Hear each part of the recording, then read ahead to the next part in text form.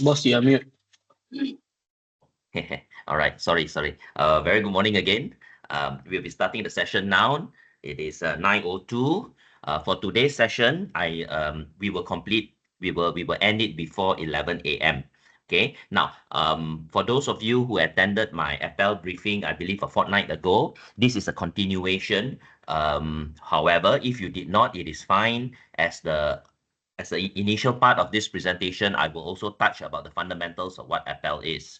So for today's session, I'm going to explain a little bit more depth about the roles of the advisor, assessor, and moderator.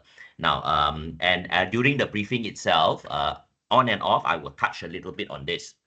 So before we go into a little bit more detail, I think it's important for us to understand that when we look at APEL, Accreditation of Prior Experiential Learning, there are certain key roles that individuals will play. Okay, these individuals play this role to ensure the smooth running of the implementation of APEL itself. I believe many of you, or maybe all of you, will already know in brief what APEL is. So when we look into these key roles over here, it is important for us to understand that in APEL, being a process that it is been stated and also developed by the government, everything comes down to evidence and process-based implementation. Evidence means bukti lah. Everything needs to have evidence that the student has achieved a particular level. And process-based means that if we look into things such as like how will a student be evaluated on their achievement, there must be a clear process.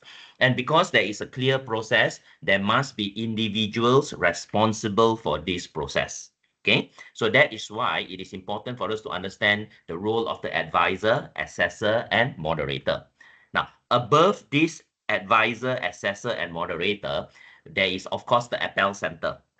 The APEL Center itself is a center in the organization that implements and also manages APEL.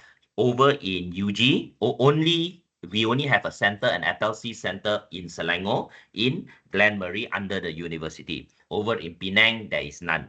So the center basically is managed by Hazim and myself. Okay, me being the coordinator of the center, Hazim being the key administrator of the center. So we will do the administrative part of it.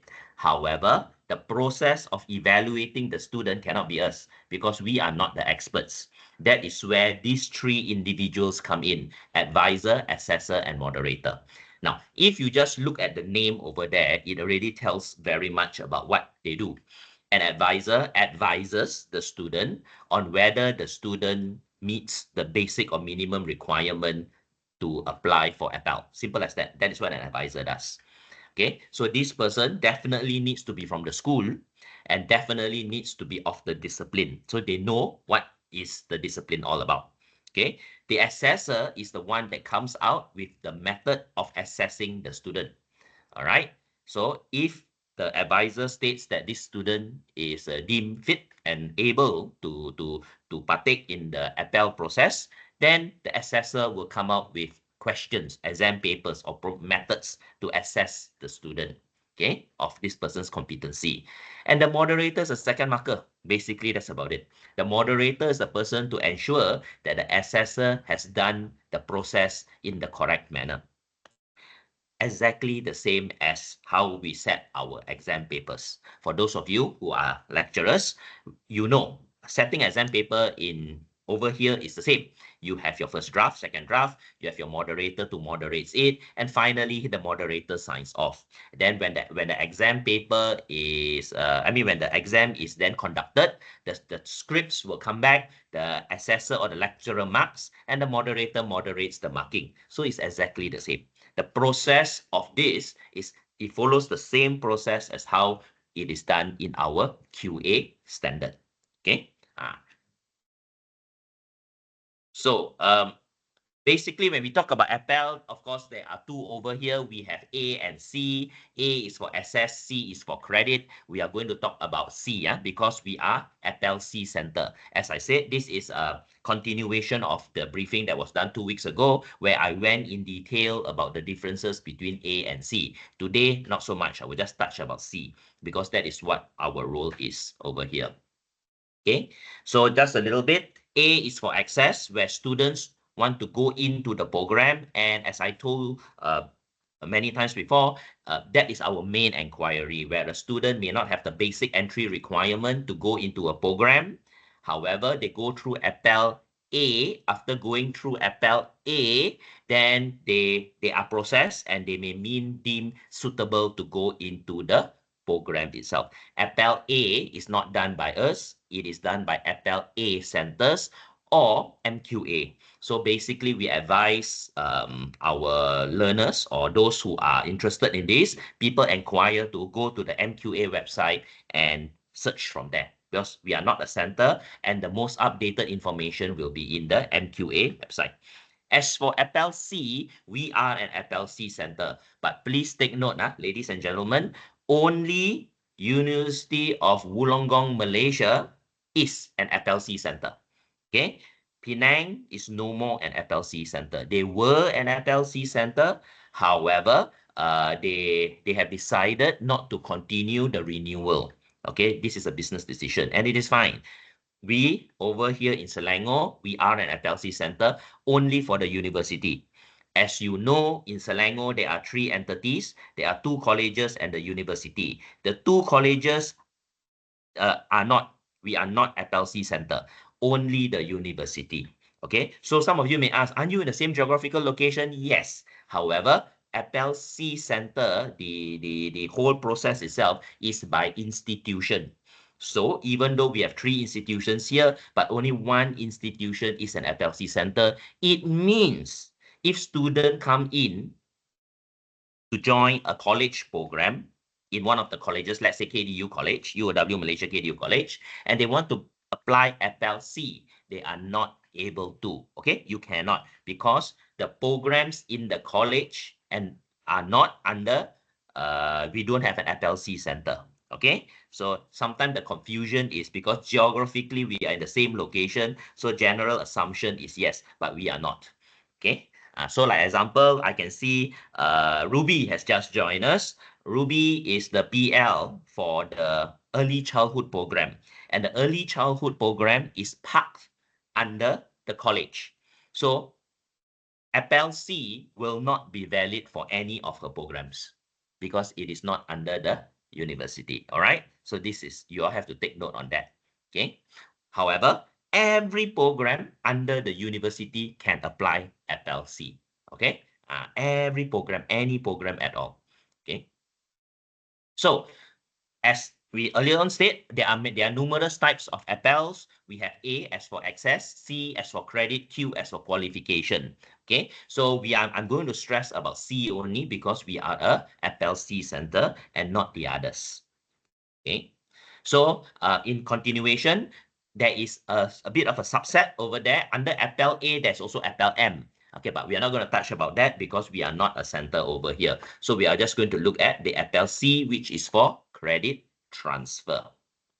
Okay, so how did this APEL C come about? Must touch a little bit, especially for the advisors, assessors, and moderators. So it is basically, it came about from the previous, I mean, I would still say current, but the new one is coming out very soon. The Malaysian Education Blueprint of 15 to 25 that stated one key element of lifelong learners over here, lifelong learning. So when the government wanted to encourage lifelong learning, one thing that they understood were there were a lot of individuals who did not have the qualification. They do not have qualification. However, they are at a level in their life, maybe in their late 30s or maybe 40s or even early 50s, that because of the lack of the qualification or formal qualification, they have reached a bit of a ceiling that they cannot actually progress themselves over there. So these individuals, for numerous reasons, who did not have their formal qualification, now they want to do. Okay, so now they want to do. So that is why they started off with FLA. Because many of these individuals maybe only had an SPM, but now they are a manager. They want to climb, cannot, because they don't have a degree or a master's or something like that. So FLA allows them to join these levels. Because an SPM, you cannot join a degree. That is Malaysian's regulation. You need an STPM. So that was where APEL A was developed. Okay, assess. By assessing the individual and finding the person competent, then this individual can then bypass the traditional methods of entering a program, but go directly into the program itself. Okay, so there were certain guidelines into that. As Hazim has already put up in the chat, the MQA link actually explains it very clearly. Now, as for APEL-C, this what we are doing here is also for lifelong learners. Many individuals who already have many years of experience in the industry, and now they are in the program. Okay, just picture this scenario as I normally say. Let's say a finance manager who is now a finance manager working for 20 years in the finance sector. However, this person started off with a diploma. He only has a diploma. So now this person wants to do, or now this person is already in doing a degree or doing a master's. Okay, so in the program of the master's or the degree program, there are certain courses that his experience supersedes the depth of that particular course itself. Example, in the degree, they have introduction to finance, example, or maybe financial management, financial operation or something like that. But this person is already a finance manager working for 15, 20 years. So this person can apply APEL-C. This is where we come in. We are the center. We can allow the person to apply for APEL-C. And if this person applies, passes the assessment, then this person can attain credit transfer. Credit transfer means the credit of that particular course will be recognized. They do not need to go to class. They do not need to go to class. So that is what APEL-C is. As we go along, I will tell you the basic guides on how these things are recognized. So that is it. So why is this important? Because a lot of these working people, if you look at a degree is 120 credits. We are looking at it as 3 years. But if a person who is working, they will do on a part-time basis, it is like 5 years. So the thought of doing 4 to 5 years for a person who is working to attain their degree is not easy, especially for those of you who have done your higher level qualifications when you're working. Your commitments are there. So one thing about APEL-C is APEL-C allows them to apply as much as 30% credit transfer. So this will reduce the duration. Yes, some of you may say it, but it is still very long. Yes, of course. That is how it is. It is 30%. But if you look at masters, let's say this particular individual is doing a master's, and a master's is 40 credits. So if you look at the 30% from these 40 credits, which comes up to a max of 12 credits, it is actually quite substantial. All right, it is quite substantial. So the normal duration of a master, that is a year and a half, it can be reduced to maybe a year. Or depending on how the schedule comes out. So this actually allows for certain benefits for the learner. Number one, duration becomes shorter, more attractive because time is money. And number two, the total cost of doing the program can be reduced because when you don't take the course, of course, APEL will have charges. Later we talk about that. However, it is still lower than the actual credits that needs to be taken if you are doing the course itself. So there are certain benefits to it. And this actually encourages working individuals to come back and study. So that is why these things were actually developed. So we, as UOW Malaysia, being an APEL-C center in the university in Selangor, we can do that. We can do that. Have we done it? Of course. So far we have not had many cases, but we had roughly around 3 to 4 cases of students working, came back came back to us to study, and they apply credit transfer through APEL-C. All right. So there are cases on this. Okay. Okay. Gabriel, can I have a question, Gabriel? Go ahead. Okay. Just now you talk about the experience, right? Let's say example, account manager, work for 10 years in accounting firm, example. Then this particular candidate, so-called, they have diploma qualification. And you say we allow them to, let's say example, one of the subject called financial management. So we allow this particular candidate to do a credit transfer, right? No, how apply. to access it? To apply.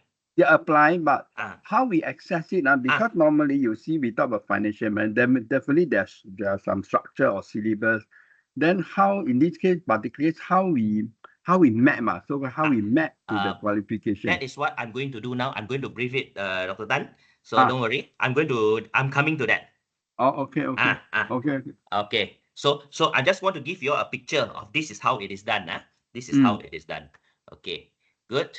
Next. So as you all know, the Malaysian Qualifications Framework MQF second edition.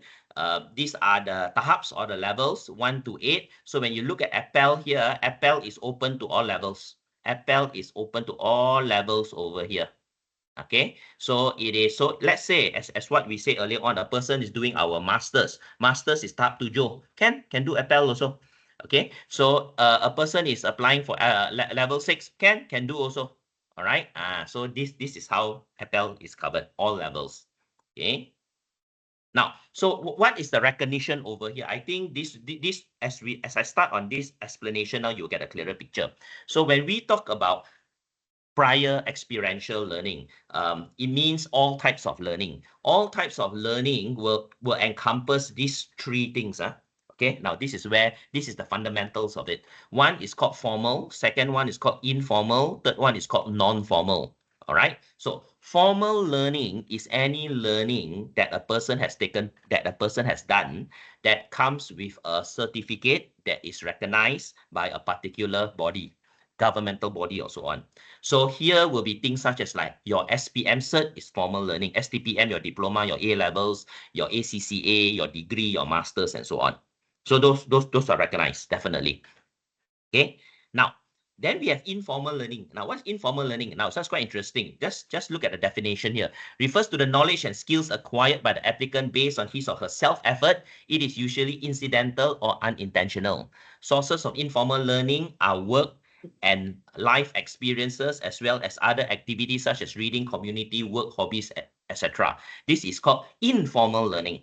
All right.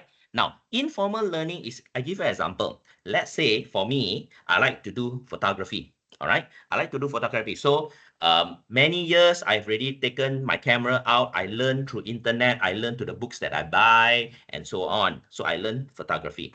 Suddenly now, I want to do a diploma in creative media, for example. A person that is 50 years old can study if they want. So I want to do. And in that course, that diploma course or that degree course, in semester 1, there is introduction to photography. Introduction to photography. I got experience because it's called informal learning. So based on that, I can apply for APEL C. Now, don't talk about assessment. I know you want to know, Gabe, how to assess? I will come to that. But I can, because I have this called informal learning. Many of you do this. All of us also do this. All right. Okay. Like some of us like to cook. We watch TV, we see the recipe, we buy recipe books, we go online and so on. So this is called informal learning. The actual thing, I'm giving you another experience of mine that I actually do is 30 years ago, I've already started. I have a lot of interest in computer hardware. Okay, so I used to 30 years ago, or roughly, we in KL there used to be this place called Imbi Plaza. I go and buy parts. So I buy my own motherboard, my processor, my RAM, and so on. I hope this is not Greek to all of you. And I will assemble my own computers. I will assemble on my own. So this is a hobby that I liked. Okay, so do I get a certificate from learning it? No. Did anybody force me to do? No. I learn it for my own sake. How do I learn more? I ask my friend. If I'm not sure, I ask people. I join forums and so on. So I learn. This is my own interest. So now I can safely say I myself today can assemble a computer, even though my qualification is nothing to do with IT, but it is my interest. Okay, so picture this. I joined a computing diploma, all right, or something like that. And there is one course called Introduction to Computing Hardware. Okay, let's say I know. Okay, so I look at the syllabus. I speak to Julian, for example, who is the leader of the program. I say, sir, can I have the syllabus? He shows me the syllabus. All of this I know. Okay, I know how to do this. I know the difference between random access memory, read-only memory. What does a BIOS mean? What does even MS-DOS mean? This operating system, everything. So I apply for APEL C for that. I apply APEL for that particular course. Then comes the assessment. Later we will talk. But I can do it because of informal learning. Okay. Then we also have this thing called non-formal learning. Non-formal learning refers to learning that is intentional. You want to learn, which may be conducted in a structured and organized environment. This form of learning may not necessarily lead to a formal certification, but it's intentional. It means, what is intentional? I join Coursera. You join Coursera program and course is intentional. You don't accidentally join. You intentionally join because you want to learn something, but it may not have certificate. So, because as you know, Coursera, you can learn, but you want cert, you pay, right? So it may not have a cert. And many of us do it. We join courses, we join programs, we join baking classes.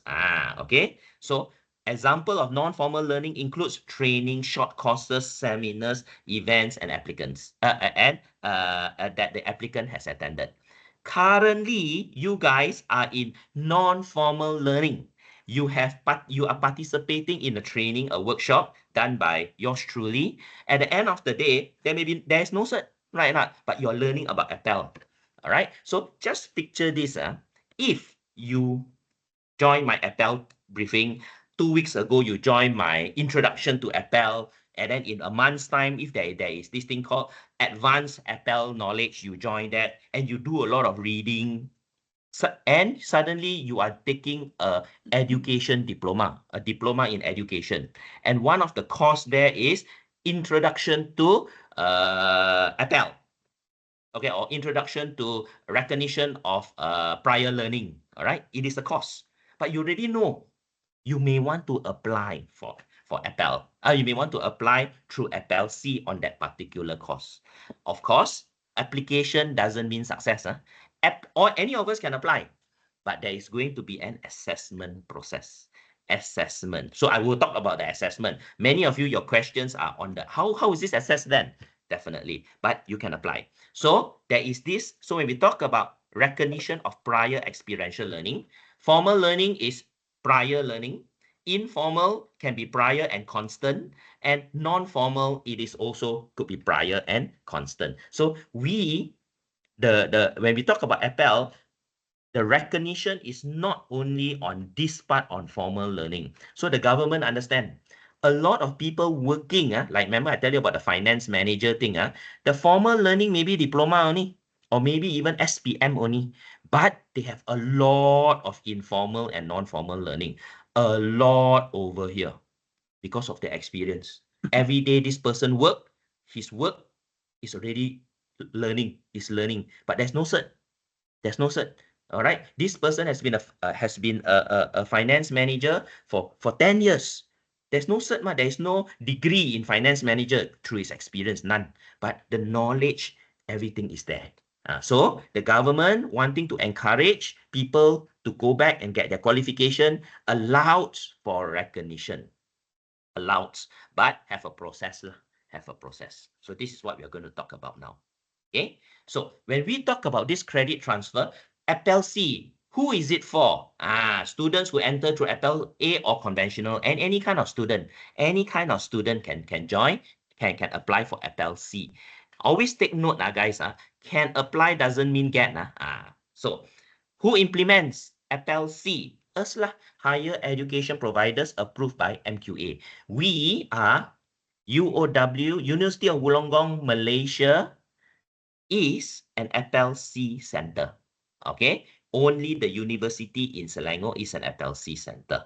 So what is the assessment principle for APEL C? This was the question that was asked earlier on. So basically it is student competency. I say I know, but versus CLO. So if the photography example I gave you all, the CLO got 3 CLO in introduction to photography. I tell the program leader, say that I know about photography, I want to apply APEL. the program leader, or later, as you would know, the advisor, assessor, and moderator will come up with a method to assess me, who say I know, on this CLO. Only if I pass all the CLOs, all not accumulatively, but every individual CLO must pass, only then will I be awarded APEL C credit transfer. How is this test done? Later we talk. But now it's like this. So it is based on the CLO. Where do you get CLO? Table 4. Table 4. Okay. So if I take the other example of the computer assembly, I assembled my computer parts one. So now I want to apply. So what does the school do? The school will give me the syllabus. Say, oh, Gabriel, you want to apply? Very good. Now, this is the syllabus for introduction to hardware. You look, you think you know?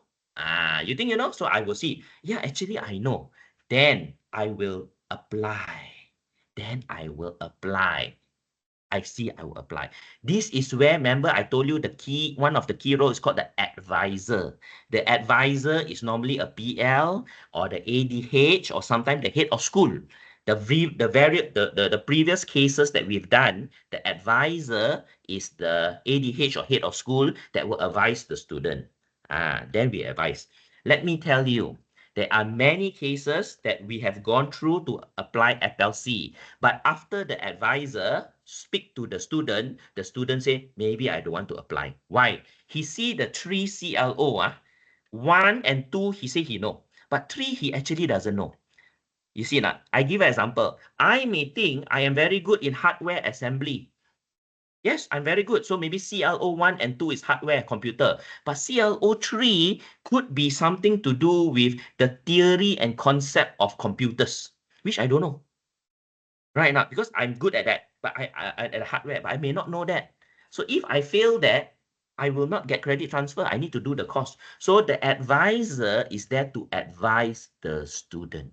Advise the student to say that, okay, you say you know, this is it. Then they will explain, yes, you are good at this. However, I feel that this CLO, the third one, you may have difficulty due to your experience and so on. You speak to the student. That is where the advisor comes. Why? Because the advisor is a subject expert. The advisor understands the course. Okay? So this is where. So when we talk about what is the assessment principles, is basically student competency versus CLO. So we want to evaluate that. Make sure student can prove all the CLO that the various CLOs. Then only they can attend. Disturbing you? No, it's okay. Not disturbing. Okay? So no, the court. Not disturbing. So now, what is the maximum credit? So what we have here is 30%. For informal and non-formal is 30%. All right. Now, some of you may ask, yeah, what about formal? Remember we talked about formal? Yes. So basically it's like that. Formal, but let's look at formal credit transfer. Formal credit transfer is like this. Student from Taylor's do diploma, then come to UOW to do degree. Very straightforward. Maximum credit transfer is 50%. Right now, this is by law, 50%. C grade and above, 30%. B grade and above, 20%. However, some schools just give 30%. Normal practice. So for APEL C, it is another 30%. Non-formal and informal, another 30%. All right. So a total, you may see 50, 50, campur 30 is 80. No, but the policy of APEL states maximum is 60% only. So ladies and gentlemen, you look at it, actually very beautiful, A person from diploma going to degree, okay? And this person has work experience and so on. So hypothetically, in a perfect scenario, a person going from diploma to degree, they can get as much as 60% of 120 is 72 credits, a maximum of 72 credits off. All right, that is the perfect scenario lah, which normally students will not get lah. Okay, so this actually reduces the degree duration to less than half. That is the beauty of APEL C. Now, I'm going to give you one actual case.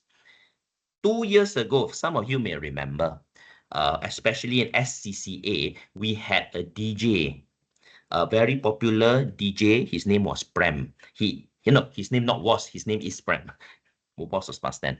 So basically, this gentleman, he is a DJ, very popular DJ in Mix FM, Hits FM, and so on.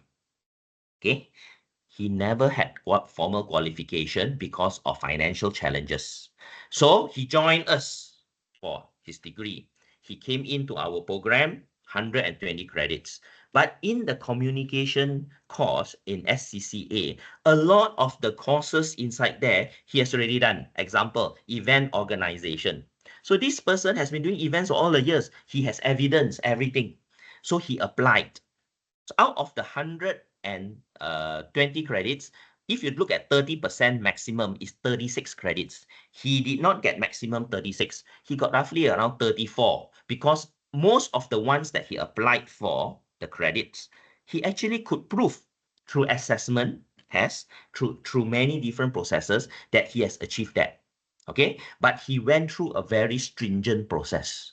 His degree normally is 3 years. I think Prem took roughly around 5 years, 4 to 5 years to complete because it was part-time. Okay, but that is a very good case because this individual brought with him a lot of expertise that he gained during his working. How did we assess? Later, I will explain. But that is an actual case. Another case I can give you is a lady. She was a chef. She was a chef de partie in a 5-star hotel. So when she was doing her degree with us, no qualification. So when she was doing her degree in culinary, she looked at the course, the practical classes. So there is an introduction to pastry, pastry 1, pastry 2. She is a chef, very good chef in a 5-star hotel, join us. So all the things inside there, she can do. She can do already. She's not young, she's my age, roughly now already late 40s, a bit younger than me. Okay. She could do. She could do. So she applied for APEL. When she applied for APEL, we do assessment because it is practical. So we give a practical test because the CLO was very straightforward. CLO1, able to demonstrate, or student will be able to develop or create a gateau or a sponge. First a sponge. Then with that sponge, they need to do a gateau. Then after they need to do puff pastry. So it's very actual. So she needs to make the sponge. Sponge means a sponge cake, for example. And then from there, she make a black forest, a gateau. So she demonstrated her competency through that. And how did we do it? Did we just take what she said? No, she did a 5-hour exam. I remembered that. Video kept everything. She proved to us that she can achieve those CLO. Now, in the culinary degree, there were courses like human resources. She cannot apply. She knows she cannot. Why? She's a chef. But she doesn't know that. So she cannot apply. So she said, of course, this one she needs to study. Even though as a chef de partie the last time, she got staff under her. The demis and the commis were under her. So she was quite a high position chef. But the theory of human resources, she don't know. So she cannot apply. You get this, guys. It's not as easy as to say that, oh, I know about taking care of stuff, I apply, I sure get. No. She look at the CLO, ini tak boleh, ini saya tak tahu. So she study, she go for classes. Okay, even cost control. We have a course called cost controlling. Even though she was a chef, she needs to do cost control. But in the course of cost control, the subject, there is a lot. She only know a few things. So cannot apply lah. So she needs to go. But the practical one she can, because that was very much what she did. So she looked at the whole program. She selected few that she feel that she can. Then the advisor. This one you got chance. This one you got chance. This one you got chance. The advisor never told her, this one you guarantee get. You guarantee get. Nothing is guaranteed. Okay, because there must be assessment and evidence. Understand, guys? Okay. So these are the few cases. We've got a few more cases, but I shall not further explain. So we have one that was a DJ, another one that was a chef. Okay. So what is the policy now? Now let's go a little bit more into the detail and the policy of this APEL-C. So APEL-C, basically, it is open to all students, Malaysia international student.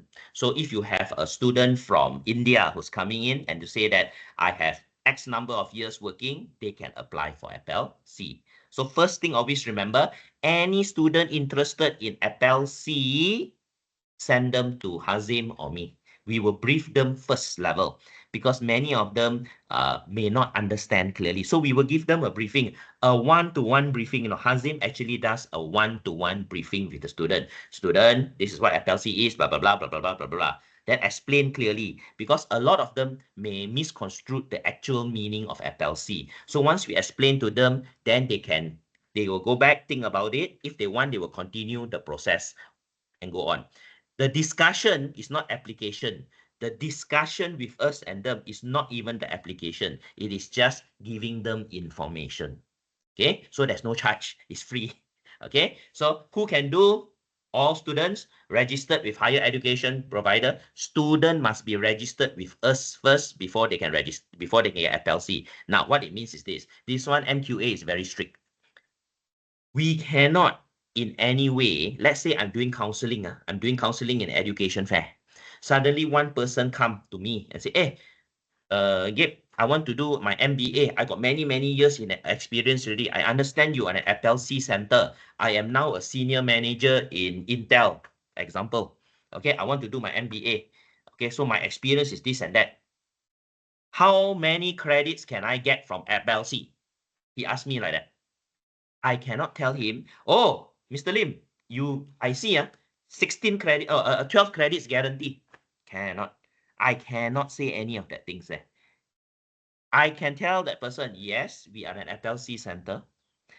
You need to go through a process of evaluation before credit transfer can be awarded. If he say, hey, you tell me lah, how many credits I can get, then only I will join you. Cannot. You cannot commit to the student how many credits they will get, then only do assessment. No, because let me tell you, people who have gone through assessment, some of them still fail. So you cannot commit. And students cannot be promised something which they haven't gone through the assessment and become the deciding factor for them to join the program. Because I commit to you 12 credits already, that's why I want to join your program. No, cannot. We cannot use it as a sales pitch to commit. But we can say we are a center. It needs to go through this process and so on. Okay? Why? MQA came up with this rule because when they started, they run some institutions, not us, okay, committed to the students, and then students didn't get, eventually complain. A lot of big complaint to MQA and so on. So now they purposely come in. Students must be registered before the assessment can take place. No assessment can take place before the students get registered. You get this, guys? That was because of historical issues that happened. Now, so what kind of student? Regardless of mode of entry, it can be the normal, formal students. It can be students coming in through APEL. APEL A, as I told you, APEL A is access. Okay, students who don't have enough qualifications join us. They want to join the program. They go through APEL A. All right, which we cannot do. That one MQA only can access. Okay, that was something I went in detail 2 weeks ago. Okay, now so APEL-C, prior experiential learning, non-formal and informal for the purpose of credit award. So here, MOOCs or any other methods of self-learning also accepted. So we are talking about MOOCs, we talk about micro-credential, all can, semua boleh. Semua can be accepted, no problem. Accepted means they can use that, but they still need to go through assessment. Okay, so all areas and levels of MQF, all areas and levels. Okay, so if a student under in the masters, okay, masters, they want to apply, also can. Now for postgraduate program, limited to only courses in programs conducted via coursework and mixed mode. You cannot apply APEL-C through for research related. That means student join a master's in research. where the whole program is just research. Okay? He cannot say, hey, let me apply a APEL C for that whole program. Cannot, mah. All right? Whereas if it is MBA, and MBA is a coursework masters, they have different courses, 40 credits, they can apply individual to a maximum of 30 credits. Sorry, 30% of the credits. Okay, 30%. Okay, understand, guys? So HE, higher education providers intending to implement APEL, approval from MQA, and comply to APEL C policy. So for us, being an APEL C institution, APEL C center, we went through the process with MQA. We did application. After application, they came and do audit, this and that, and so on. So it is a very stringent process. So we went through. When were we a FLC center? 6 years ago. Last year, we just did our renewal. Every 5 years, we do renewal. Okay, so we are now renewed from 2024 all the way to 2029, something like that, or 2028, end of 2028. Okay, any questions so far before I go into the mechanism? Ken? Boleh? Boleh lah. Okay, now, award of credit, FLC programs approved by. So what programs can be allowed? FLC programs approved by ministry and obtain at least PA from MQA. So it's literally all our programs lah. Because all our programs in UOW Malaysia, either it is provisional accreditation, PA, or full accreditation. So all our programs. All right. Now, FLC, credit transfer without grade. So it is a person who attains credit transfer through FLC. There is no grade lah. It is a credit transfer. It is like a student from Taylor's, finish diploma, come to us to do degree. We do CT mah. We do credit transfer. Then on top there we have introduction to marketing, CT, credit transfer. Same. So for APEL, it is also, let's say, introduction to computing. Then you have CT APEL, but here it is not just CT, it got CT plus a bracket APEL. All right, but it is the same process, exactly the same. All right, now courses that form part of the program structure under professional bodies may be considered. So if you are under a professional body, example, School of Engineering, you have the engineering board. Student can apply for APEL C for their courses. However, number one, subject to acceptance by relevant professional bodies. The school, the advisor, after advising the students and find that the students is really, really competent, this person was already many years already in the field, need to go through the professional body, the engineering board, and get their green light. Okay, before the process of APEL can be recognized. So for those who got what do you call these professional bodies, you need to refer to them. Who is responsible? The school, the institution, not MQA. So we need to speak with the professional bodies itself. So normally the school will do. Our engineering school did it before. So they actually refer to the professional bodies. So professional bodies got a lot of questions. Then in the end, the students, after more detail, more depth, the students say, no, I think I better do the course. The students will say that my experience, certain things not there, so he actually did the course. Which other disciplines or programs have professional bodies? Basically, when we look at things such as like ACCA, accounting, we look at engineering, we look at nursing. All right. So in our institution, these are the few that I can think of. Clear professional bodies that we will really need to refer to. Let's say it is computing, under the computing school. If there is doesn't have a professional body there, then no issue. All right, you can actually conduct FLC immediately internally. But if there is a professional body, they need to give the green light. Okay, and what we know, things such as like nursing is not easy. Nursing is really not easy. All right, very, very stringent. So they need to give the green light. Only we can do, and it's case-to-case basis. They normally don't give a blanket approval. Okay, They may so happen we have not gone through a situation where they say, okay, all programs can do. No. So I dare not speak on that, okay, yet. So it's very much case to case. Understand, guys? Good? Good. It's Friday, guys. Okay, next.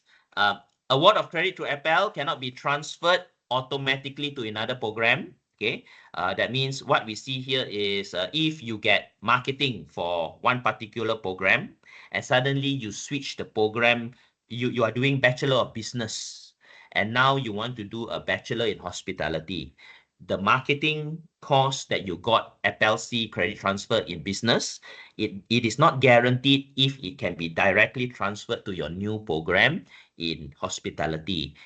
There need to be a check to make sure that the LOs are at least 80% similar of the two courses. Okay, so the LOs must be similar, then you can transfer. If not, then whatever APEL-C that you have done over there for the business is deemed null and void lah. Nothing, you cannot transfer anything over. All right, then you need to start back that particular program, or you apply for APEL-C again. So it is you need to apply back again. Okay. Now, award for credit for APEL-C equivalent to the credit value of the course. So as we said, if marketing is 3 credits, you apply for marketing credit transfer, you will get 3 credits. Student cannot say this. There are 3 CLOs. The marketing cost is 3 credits. They say that CLO1, CLO2, I can achieve. CLO3, I don't know. Can I just apply for 1 and 2? No such thing. It is all or nothing. Okay, there's no such thing as partial application. All right, there's no such thing as partial. Okay, now credit awarded for the course is applicable to the specific course applied for and not automatically applied to prerequisites. Yes, this can sound funny. However, it is true if there is Finance 1 and Finance 2, and the student apply for Finance 2 and passes and get credit transfer. It is not automatic that the prerequisite of Finance 1 is also given. All right, so a student can get credit transfer for Finance 2, but did not apply for Finance 1, they need to go for class. They need to sign up, pay the fees for Finance 1. If they want to get credit transfer for Finance 1, they need to go through the process of application also. So there's no such thing as getting a higher level credit transfer automatically deemed that what was the prior or the prerequisites are automatically given. No, everything needs to be applied individually. And the assessments need to be individual. Finance 1, Finance 2. Student apply for these 2 in the same semester. No problem. You can apply much earlier, even before it was been offered. You cannot have one assessment to cover both. Everything needs to be done in silo, individual silo. Okay, Finance 1, the whole process, the consultation, the advisor, the assessor, everything, 1.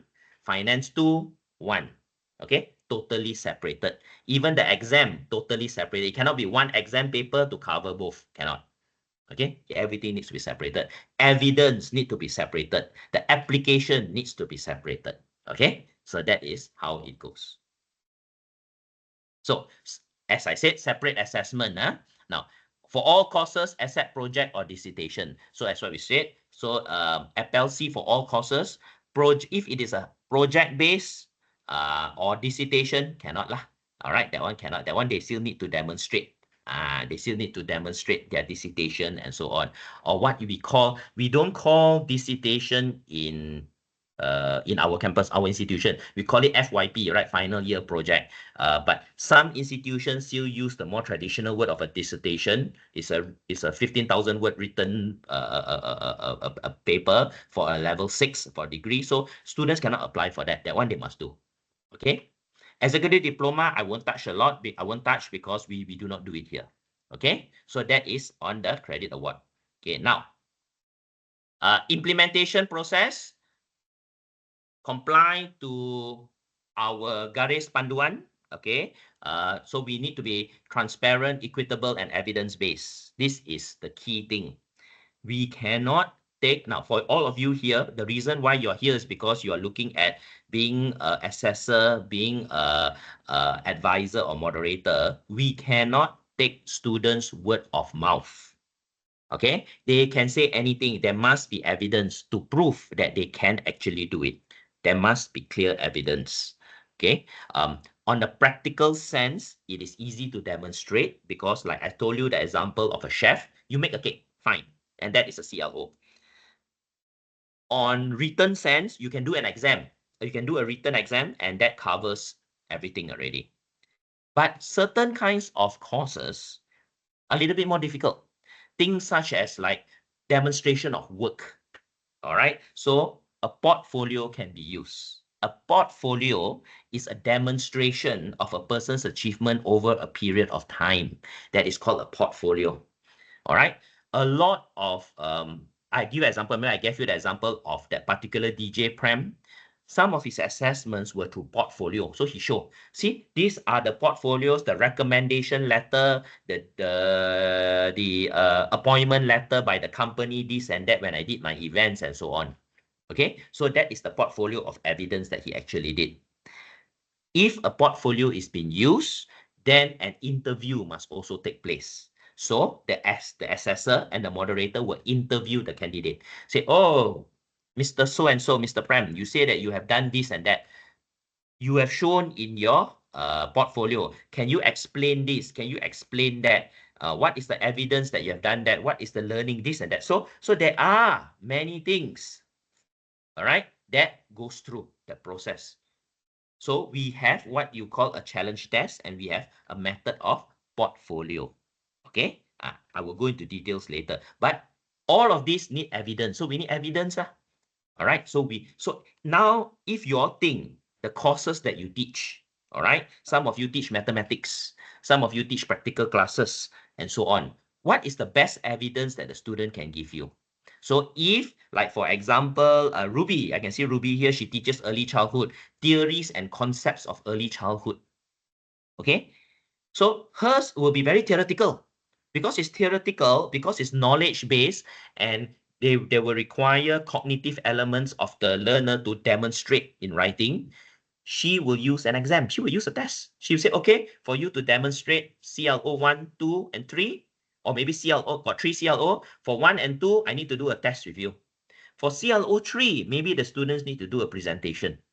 Okay, so it can be a mix of different kind of assessment. It is very flexible in that nature. It can be a mix, all right?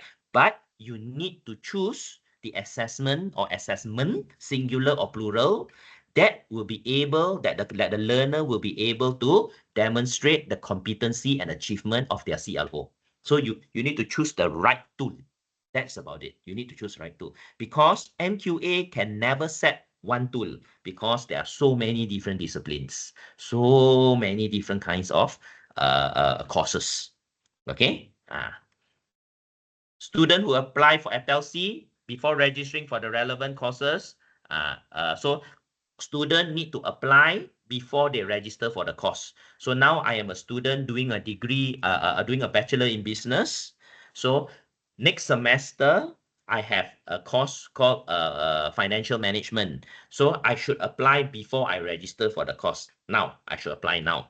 Okay, so that is why it is important when students join the program, okay, things such as an APEL and so on, if you feel that this student got work experience or have been working he is a matured student, he joined the course, approach the student, hey, do you know that we are an FLC center? Would you like to apply for this? Give them the option. They may say, oh, sir, ma'am, thank you. No, even though I got experience, I want to go through the classes. No problem. But at least they know, okay, so that they can apply for it earlier. Even though the course is supposed to be a semester 6 course, 3 years down the road, they can apply now also. There's no issue. They can apply now, they can get credit transfer now, immediately is written their credit transfer. Advanced finance, no problem. Okay, so there is no issue. Now, either they can also apply next semester, they can also apply in year 2, it's up to them. But normally our advice is new students that join, you already tell them that we have this. Okay, we already tell them so that they got time to think. We want them to last minute suddenly, hey, I want to apply. Susah. Okay. So courses awarded with APEL, those that will actually get the APEL C appear in the transcript as CT APEL. All right. So in the transcript is written credit transfer APEL, not taken into account in the calculations of the GPA or CGPA. So we don't calculate GPA or CGPA. It's a credit transfer. It is like a Taylor student with a diploma joining us into our degree. Now, credit counted towards a total credit required for graduation, of course, because it's a credit transfer. And we will also give this. We will also give an MQS as supplementary document. We will give an MQS. And MQS is a living cert. This is something different. Now, let me give you a little of a history lesson for those of you maybe a bit new here. 10 to 15 years ago, roughly, I still may not be exactly accurate. The ministry wanted to implement this. Every student that leaves our institution, a private institution, will be given a living cert. This living cert is the MQS, Malaysian Qualification Statement. It states clearly, it's a 3 to 4 pages document, what course the person is, what program the person took, what's the duration, how many credits, what is the this, that, a lot of things lah. Inside there is a template lah. It's not difficult lah, it's a template, but it's very time consuming. So the private institution associations lobbied to the government, say, tak payah lah, this one, just extra work for us. So the government eventually seconded to that and said, okay, no need lah. Private institution, no need to do. Okay, but it is advised, digalakkan to give. Fair, so we no need to give lah, none of us give. But any student who goes through APEL, we must give. Okay, so they make it compulsory for any student that goes through the APEL process, we must give a living cert. So far, we have already given a few. All right, no issue. Numbers are small. Okay, but it is extra work for the school lah, because they need to come out with a living cert. Not difficult because a lot of the information come from your table 4 and your MQA documents, but it is something that needs to be done and it needs to be signed off by the registrar. So our side here, Shankar sign lah. Okay, so 1 or 2, 3 or 4, okay. But if it is going to be constant, he will need to sign more lah. But this needs to be given. Okay, good or bad, depends on how you see it lah. Okay, but we need to give. All right, students who fail APEL-C assessment for the course applied for will have to complete the course through the usual process. If the student fail APEL-C, which has happened, let me tell you that. Okay, then they need to sign up for the course in the future. I apply for introduction to computers, computer hardware. I fail. I don't get my CT. So I need to take the course. Either it must be in the future, next semester or so on. Okay. If no, I will be short of credits. Simple as that. HE, higher education providers, us, is to keep complete record. We need to keep our record of all of this evidencing. Okay, when we do it with the student. Okay, so what is the process? Now the process is like this. Application for each subject or course, RM200. Okay, if student pass the APEL assessment, for credit transfer process is RM500. So total 700. Yes, it's not free. Okay, now first stage, students talk to Hazim or me. Free, no need to pay money one. We pass them to the, later as explained, we pass them to the advisor. Let's say over here, let's say in Selangor, under computing, the advisor is Julian Lee, the head of school. This person talks to Julian Lee, head of school of computing, creative media. Free, no need. Only when the student, after discussing and so that the school agrees to take the student and say that this student can do APEL, only will the student fill up the application form. Okay, the application form. Then only they pay 200. So a lot of initial work is no money one. Student no need to pay. All right. Only when they start applying, then they pay. Then if they pass and they want to get credit transfer, then they pay 500. If they don't want to get credit transfer, which is funny, they don't need to pay lah. Okay, but of course they want to get the credit transfer lah. Now, why did we put this? Some student already got credit, already passed, they did this, they haven't paid the 500, then they say, sir, I want to switch program. So they switch from business to hospitality. And the particular course that they applied for FLC, even though they pass, is not in hospitality. So they no need to waste that 500 ringgit. You get me now? Okay.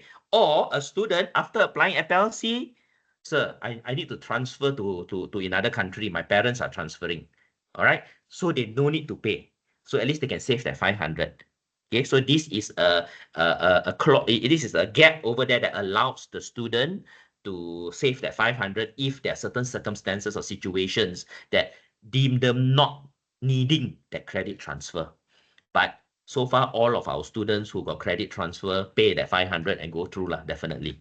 Okay. Now, it's not cheap, definitely. So students decide properly. But it is still cheaper than if taking a particular course, especially at master's level. At master's level, it is not cheap per credit. So this is still cheaper.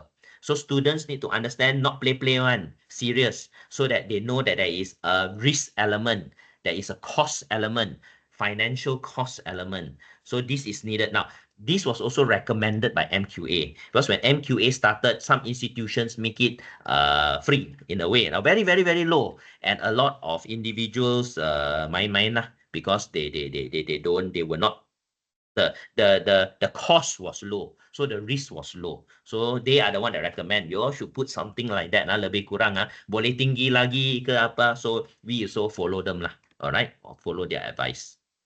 Understand, guys? Okay. So now, what is the process? So before I go into this, any questions so far? Any questions?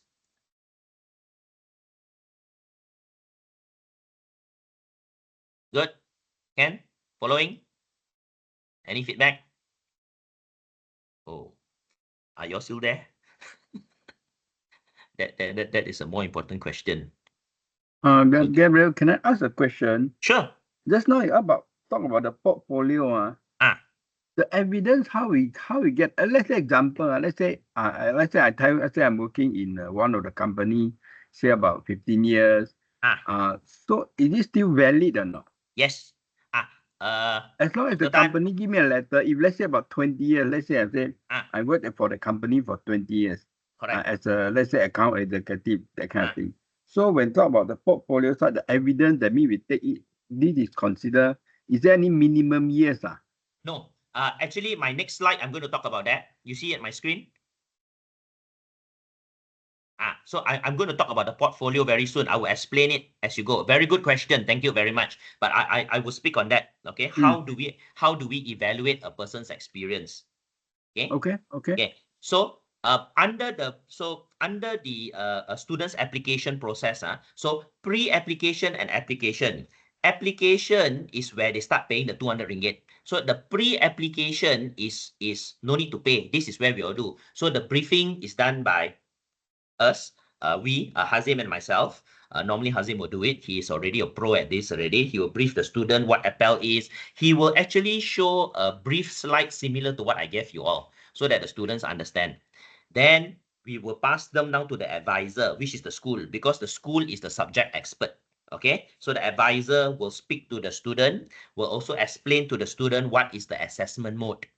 Okay, so once everything is okay, then go on to the next stage. Students need to write an essay, a self-assessment. Student got a form, they need to write, why are you applying for this particular course for APEL? So the form is very nice there to actually explain, because it's a tick form, and then the students will put their justification. I work here, I got my evidence, I got this, I got that, and so on.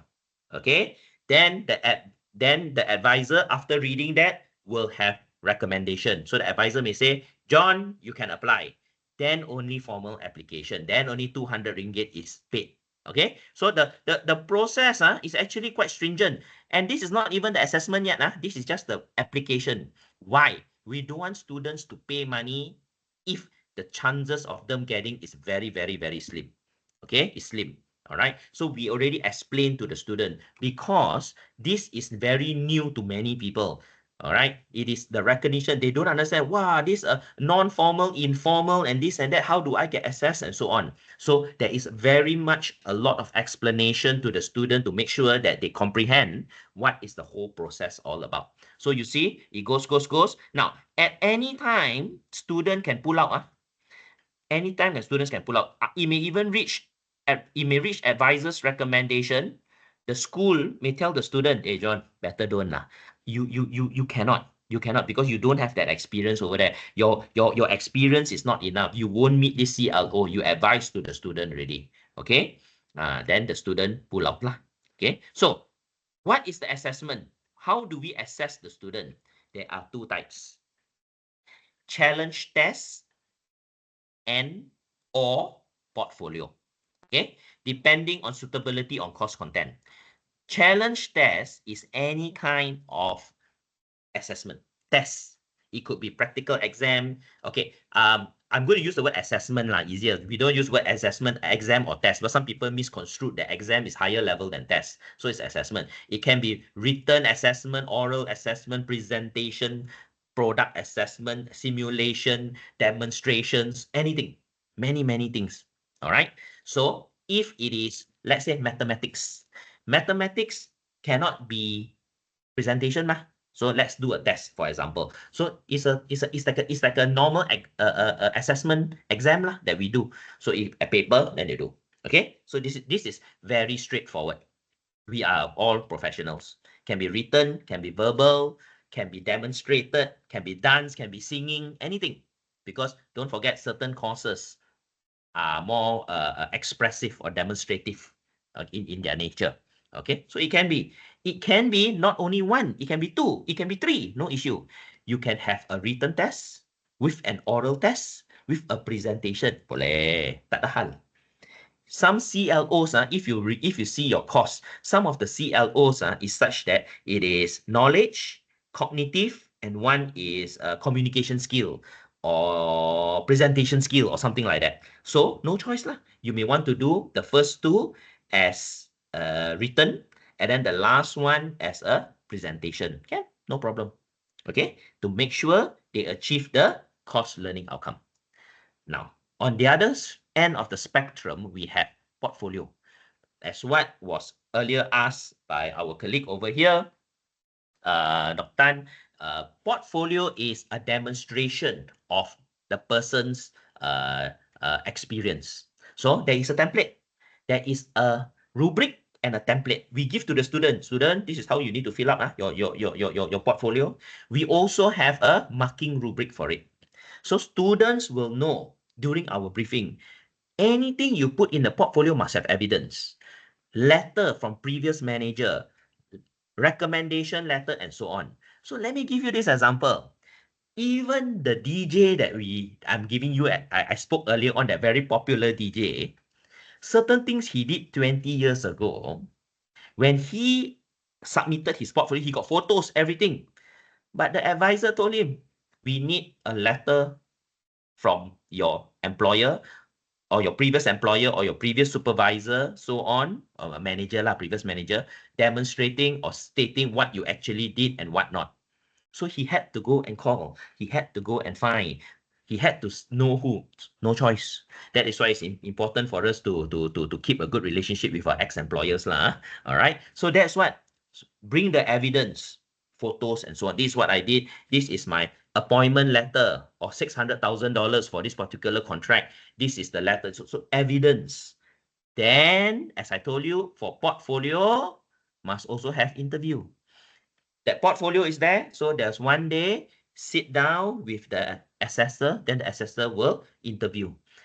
So and so, Mr. Lim, I've seen that in your portfolio, you have done this project. Can you explain what kind of methods do you use? Why do you use this method? If there were a challenge, if your customers did something like that, what will you do? So the person who is interviewing the candidate is an expert, subject expert, Sifu. Okay, not anybody can do. I cannot do because I do not know the course. Okay, that person who knows the course, the subject well, interview based on CLO. All all right, based on the course learning outcome, what must that person achieve? How long is the interview? It's not 5 minutes, huh? It can go as long as an hour. It can go as long as part 1, part 2. Okay, depending on the assessor. Depending on the assessor. At the end of the day, if the evidence is not enough, the person, the student find that the evidence is not enough, they can fail. They say that they have not met the CLO. What we have found out, it is easier to do this than to do this. Easier. Why? Challenge test immediate. Yes or no, black and white. Portfolio interview and so on. Sometimes this person say that he has experience. It's like this. I can tell you all. I worked 10 years in the hotel kitchen. 10 years old. Wow. But what did I do for 10 years? Peel potato only. So no experience. You see? So the demonstration, the evidence that the person meets the course learning outcome is critical. Is there a science to it to say how do we evaluate portfolio? There is no science lah. But we have a rubric, and the person that is evaluating is the subject expert of the course, who knows what to identify from the student if they say they have done that, this, and so on. Okay, so in our process, the DJ that went through the portfolio process, even during the audit, remember I told you last year we had an audit, MQA came and then they looked very good. They were very happy on the stringent manner that we did, even though we knew this guy is a well-known DJ, he has done this and that and so on. Okay, so yeah, he managed to get the employer, the previous employer, because he worked for different radio stations. So he actually contacted us, the previous employer, to write recommendation letter, not recommendation letter, very specific. Not only recommendation, but also state what are the key areas that this person has done. All right, what projects? It may be many years ago. So, of course, you help the employer say, these are the things that we have actually done, and so on. So records are very important. Photographic evidence is also very important for portfolio. Photographic evidence. So if you have photographs and so on to further support.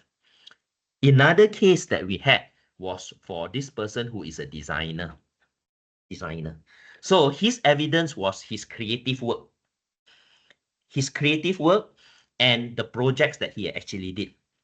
Okay, so she brought us a portfolio about his works, his actual work that he has done, what particular situations and so on. So these are all various methods on portfolio. Now, if portfolio not enough, no problem. It's an end. You can do a portfolio to cover CLO 2 and 3, but CLO 1, you do a test. You do a test. Also can. It can be challenge test and portfolio. Okay? So the case of my chef, it was all challenge test because it was product assessment. She needs to make the product itself. So this is the instrument. So why do I say some students pull back after that? The one, what? This lah, they cannot demonstrate the portfolio. Some of them work, ayo, Gabe, I've already left that company and I and that manager tak ngam lah. Well, at the end of the day is we need evidence. We need evidence. If you cannot demonstrate, however, your relationship is not our concern, being very direct, we cannot say anything, but we need those evidence. If you cannot show, you cannot demonstrate, then it's the best. You don't apply APEL C. You just continue to do your course itself. Okay? Any questions?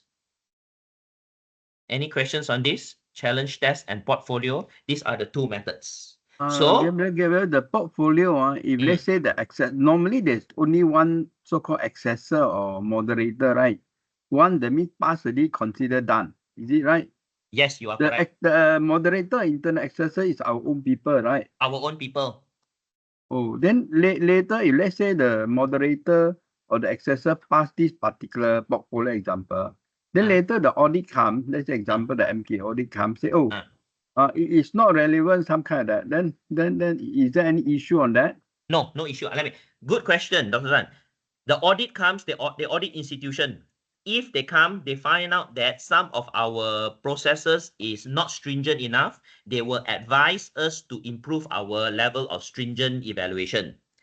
Now, if this continues, they will pull off our license. They will pull our license, but they won't impact the student. Oh, okay. Because giving us the license is a trust to say that you have met the level of standard for 5 years, you have met. You see? Okay, okay, I understand. Now, has it happened for other institutions? Yes, it has happened before. It has happened. Because the reason is because the institution, they want the number of the student. So maybe the assessment is not so, correct. Can say not so compliant lah. Yeah. Then because they want the number of students lah. You are correct. That is why, as I said, this is very stringent, because at the end of the day, the buck stops at my my department lah. Hazim and myself lah, being the APEL-C center, we have the right to question. So if I don't question, I don't do my due diligence, then it is the institution, the center, that it is below the standard. So it is our salah lah, our fault lah. So that means the institution is not doing something legal in a way, and it is improper. Okay, understand. Okay, thank you. Yeah, that is why, as I stress, some students gone through this process and fail. Got fail case also. Majority pass lah for tests and so, but got fail also. So it happens lah. It happens, right? Now, when we do assessment, what do we evaluate? Every CLO must be 50% and above. So there are, let's say, got 3 CLO. Student, the first CLO get 90%. Second CLO, 90%. Third CLO, 49. 49 is below 50. Totally fail. Everything fail. It is not accumulated. It is individual. So total fail. So this person has failed APEL. Yes, even though 2 of them 90, 90, and 49. So that is why it is very important that the students know. That's why, as I told you, some students say this one I'm good because they can see the CLO. CLO is an open document in the course syllabus. So students say, ini saya tahu, ini saya tahu, ini saya tak tahu. Cannot apply. Cannot apply. Okay, because they don't know this one, the third CLO itself. Okay. So this is the process.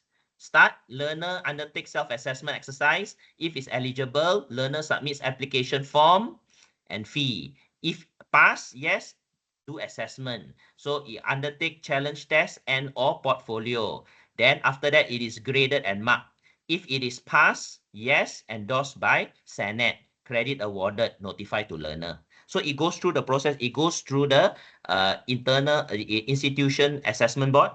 Then after that, it goes through the Senate. It goes through the same process. So what happened is I will present in the IAB. Okay, under APEL Center, we have this student gone through this and that. Then IAB will say, okay, goes to the Senate to verify. Then when you go. Now, if it is if pass, no, fail, they can appeal. What is the appeal process? The appeal process is exactly the same as our normal student exam appeal process. Got payment, and then the appeal process goes through.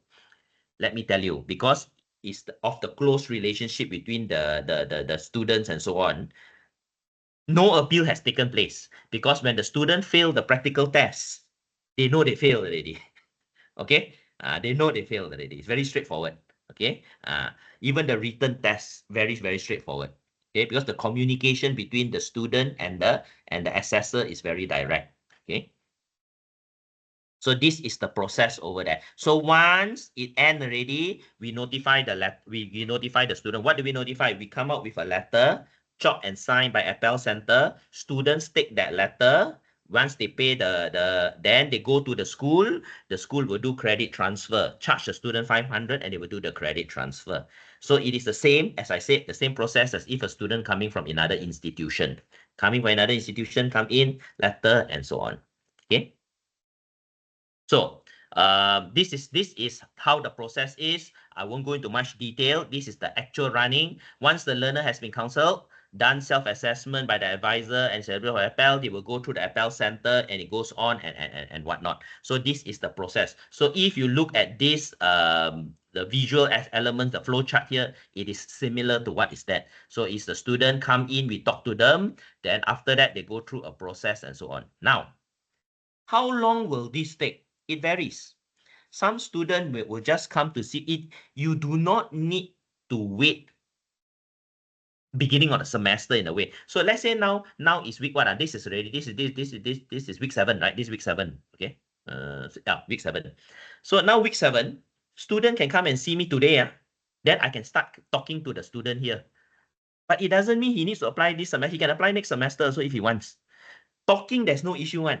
All right. It doesn't mean talk must sign one. So on and off, nearly every month or every fortnight or every 3 weeks, we have students coming to ask us. Okay, they just want to know a little bit more. So there's no issue. Doesn't mean they have to go and see us only in the beginning of the semester. All right. And even if the student sees us in week 7 now, and the student is eligible for something, a future course, they can apply now. They can apply now, do the process and so on. And the grades can be submitted in this semester's Senate, this February semester also can, because the process can take 3 to 4 weeks only. Very straightforward one. If everything after counseling, go to the advisor, everything is okay, the whole thing can be done in 3 to 4 weeks. Okay, because the student may say that I'm ready, and then the school ready, the questions ready, go through vetting, no issue. Exam department say jalan, no problem. Okay. Now we don't specifically do ad hoc assessment board just for that student. So the student will normally wait for the following semester or so on. But we are quite blessed because we have assessment board for receipt also. So there is normally ample time for us to present the student's grade. Okay, we got ample time to present. Okay, so what are the key roles? So the key roles, first of all, is the learner. The word learner is the person who is applying for credit transfer based on prior experiential learning, also known as a student. They don't like to use the word student, they call them learners. Very good. Then we have the advisor. Who are the advisors? They are UOW appointed staff, okay, also known as subject experts, who will provide general advice to the learner with respect to FLC process and timeline involved as per flowchart. So the advisor is not us, not Hazim or me. We are the FLC center. Advisor come from the school. Okay. Not so far, we got ADH and head of schools, but PL also can. Also appointed by the head, a particular subject expert also can. No, there's no issue. All right. So this person normally is the same advisor for all courses, like easier. This person is somebody is more senior, able to speak to the student and so on. Okay. The assessor is also a UOWM appointed staff. This is also a subject expert, but is more thorough to that particular course, who will set the assessment and mark the learner's work. He will set and he will mark. So normally what we call on our context in a normal scenario is the subject lecturer. Is the subject lecturer. So if I'm applying for marketing, and Evelyn is a marketing teacher, a lecturer, then she would normally be the assessor because she's a subject expert. You can't put a person who doesn't know marketing.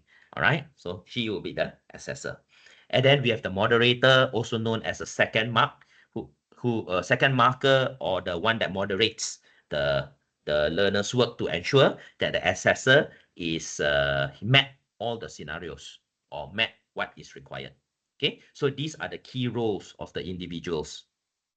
Okay. So normally, what happens is this. We are very simple. Learner come to us. Next one, that we require an advisor for the school. So APEL center, we will then write to normally the head of school if that school has not appointed an assessor. Certain schools already got their default assessor. All right. So certain schools, because we have worked with them before, so it's very easy. All right. But certain schools, if they are new, we will write to the head of school. We tell the head of school, can you appoint an assessor? An advisor on this. So then they will appoint a person. The head of school may say, hey, me. They want to be their advisor, also can. So we will just send the students to them for the counseling. Okay. So the advisor is a subject expert in a subject in which the learner is applying for credit. The main role of the advisor is to provide advice to the learner with respect to FLC process and timeline involved. So other things that the advisor does will guide the learner on the self-assessment exercise, evaluation, and advise the learner to submit a 500-word report and so on. Okay, so I find the advisor is very, very, very critical. They advise the student. So this person must be able to explain clearly what the course or the subject entails, what is the learning outcome, what is the different assessment method. Our side will already explain to the student. We got portfolio and we got exam and tests and so on. But depending on the subject, the advisor will tell the student. So this particular subject you're applying for, the method is portfolio and dengan plus you need to do an exam. You need to, because the CLO states that it is such a manner so that the student know beforehand before they apply. So this is a very important role. Okay, we find that when this is done properly, the advisor advises properly, very little problem, because the student already know what to expect. Okay, now the assessor is a subject expert in the subject in which the learner is applying for credit. The main role of the assessor is to design and create the appropriate assessment and marking rubric that will be used to assess the learner's achievement of the course learning outcome. See, so basically we are assessing CLO. The assessment question should be vetted by discipline experts and approved by head of department or head of school before it is released for assessment setting. Same lah, the process is the same. Now, currently, when moderation takes place, the program leader or the ADH also verifies that yes, check. Okay. The assessor will mark the learner's answer for challenge test questions or evidences submitted in portfolio format and judge to whether the extent of the learner's response was demonstrated that the learner has achieved each of the course learning outcome. So remember the question that Dr. Tan was asking, what if we simply do? Cannot, because under this context over here, if you look at the rubric, the template rubric is very stringent. You need to put comments on why this person is deemed competent in this area. So you say that you must try, this person has demonstrated what and what, and it was shown in the evidence and through the interview and so on and whatnot. We will actually scan the portfolio one to keep a record. We will keep a record. The thing will actually be scanned, record will be kept, so that at the end of the day,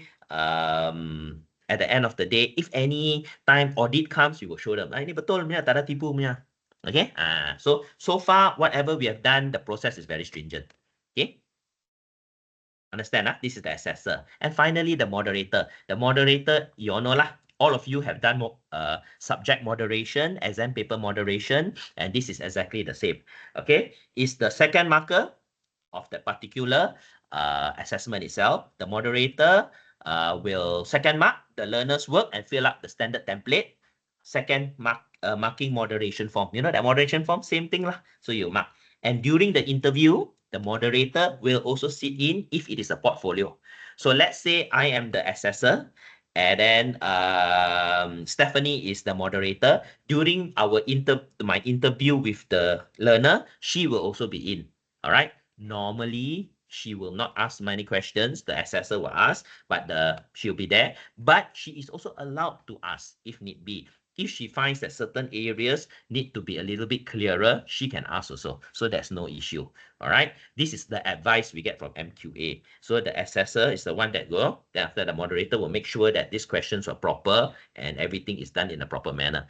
And as another level of evidence, this whole process of the interview, inside there, exam department will be there. So the last time, Kin was sitting inside there as the neutral party. She sits one corner, she is not part of it, and there is a video camera. There is a video camera to record the whole process as evidence that this has been done. So it's very stringent. It's very stringent. So we keep the evidence for the next audit purpose, audit action. So like now, if in 2025, there is a student that is coming in to do portfolio, so Hazim will do all of those things, keep the video, wait until 2028, until that audit, then we show them, see, in 2025, this and that and so on. So in our last audit, MQA was very happy. Wah, ini semua ada. I say, mestilah ada, because we only had four to five candidates, so it's very easy. If it is 400 or 500, maybe we will change our strategy lah. Recording 2 hours of video and keeping it in archive is a lot of storage usage. So that is something that we may want to look into if and when our numbers increase. Understand, guys? Understand on these key roles? Any question on these key roles? This is important. Yes. Gabriel, just a question. You have a practical. Practical, normally we do a moderator also. Yes. Like those are like cooking, those things. We need a moderator also. Yes, moderator or just assessor. Yes, because like this. Practical example, the last case that we did over in Selangor here, the learner was a chef. She was doing the demonstration in the kitchen. The assessor and the moderator both was inside there. Both was inside. So the person will go around to do the work. So both of them will be there to moderate, to make sure everything is done properly. Even exam department was inside, but silang lah, because 5 hours a bit long. They come in and then they do spot check. On and off, Kin will come in or her staff will come in to do spot check. Okay. Very stringent one. And even outside the kitchen, they even put this today is an exam. Please keep quiet, everything with the signboard, everything on. Very, very stringent. Okay. Thanks. So, any other questions from you all?